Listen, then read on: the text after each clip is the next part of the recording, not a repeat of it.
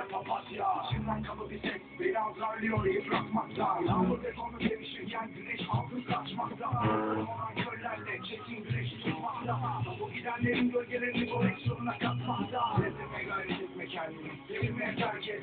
Uzadıkça kısalardan ve huzur aşkını terk et. Her adım için 10 çuvallık köpek kaplı ayrı nispet. Karar verdi sonlarından iki gözünü ırak et. Çeşmi bekleyen günler için götücük çaba.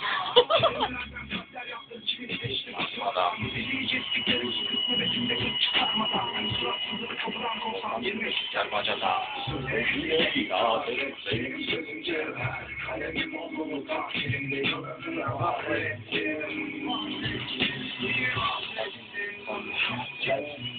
İki tanık var, biri kalemim. Olanı bir kestim dedim, yeter bana kendi derdim. Kendi derdim. Sözlerine itaat et, benim sözüm cevher. Kalemim olgunluk, takirimde yanına var ettim. Ufakken buraya sokardık bunu ama şimdi artık girmiyor. İki tanık var, biri kalemim. Yo. Pako Ajmer babacığım. Esselamun aleyküm ve rahmetullah.